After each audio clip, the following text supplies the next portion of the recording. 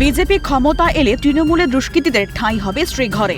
গোটা নির্বাচনী প্রক্রিয়ায় এই কথাই বলতে শোনা যায় প্রধানমন্ত্রী, স্বরাষ্ট্রমন্ত্রী থেকে শুরু করে বিজেপির তাবর তাবর নেতাদের। রাজনীতির পালাবদলে রাজ্যে এখন বিজেপি সরকার। নিজেদের কথাতেই অনড় রইল বিজেপি।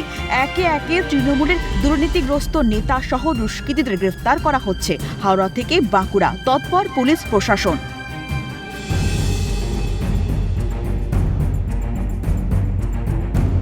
বাঁকুড়ায় গ্রেফতার প্রাক্তন বিধায়ক হরকালী প্রতিহারের ভাই মৃত্যুঞ্জয় প্রতিহার। 2026 বিধানসভা নির্বাচনের পরের দিন জয়পুর ব্লকের পঞ্চায়েত সমিতির পূর্ত পরিবহন কর্মাধ্যক্ষ জাকির খানের ওপর হামলার অভিযোগ তাঁর বিরুদ্ধে। ভারতীয় জনতা পার্টির প্রতীকে 2021 সালে লড়াই করে সেখান থেকে এমএলএ প্রতিষ্ঠিত হয়।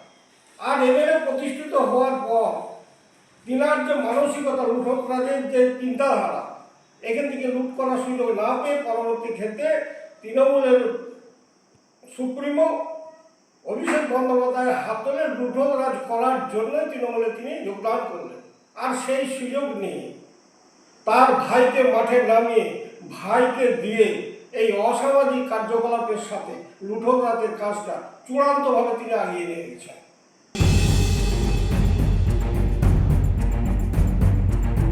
দুর্গাপুরে তোলাবাজির অভিযোগে গ্রেফতার তৃণমূলের শ্রমিক সংগঠন ব্লক সভাপতি শেখ ওয়াসুল। সূত্রের খবর, দীর্ঘদিন ধরে শেখ ওয়াসুলের বিরুদ্ধে একাধিক গুরুতর অভিযোগ জমা পড়েছিল। কখনো চাকরি দেওয়ার নাম করে সাধারণ মানুষের কাছ থেকে মোটা অঙ্কের টাকা নেওয়া, আবার কখনো ভয় দেখিয়ে প্রভাব খাটানোর চেষ্টা। এলাকায় তার বিরুদ্ধে সন্ত্রাস তৈরির অভিযোগও ওঠে। এইরকম পাণ্ডবেশ্বর বিধানসভা নরেন চক্রবর্তীর বহু নবরত্ন ছিল, যারা এই নরেন চক্রবর্তীর হয়ে বিভিন্ন জায়গায় তোলা তুলত।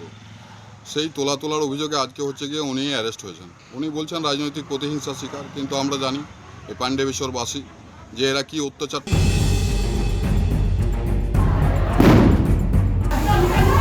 হাওড়া শিবপুরে গুলি ও বোমাবাজির ঘটনায় গ্রেফতার মূল অভিযুক্ত সহ 3।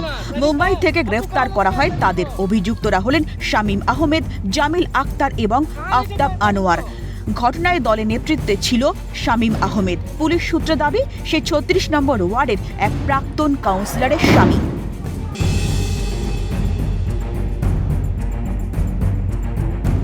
কালনায় গ্রেফতার কালনা পুরসভার 10 নম্বর ওয়ার্ডের তৃণমূল কাউন্সিলর অনিল বসু।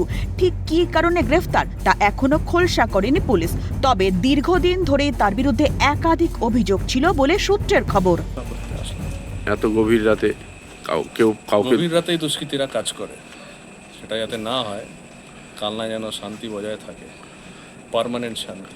তা দুষ্কৃতীরা কি ধরা পড়লো? সেটা কালকে পুলিশ জানাবে, আপনাদের জানতেই পারবেন আপনারা।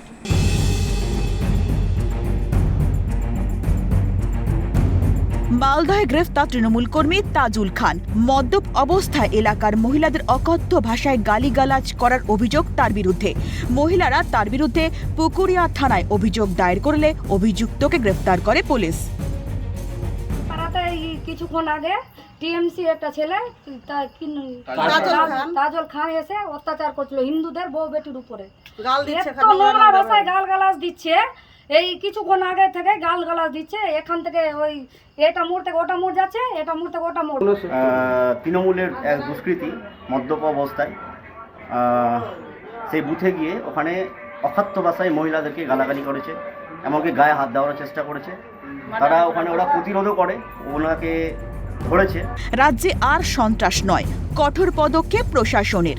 ক্যালকাটা নিউজ।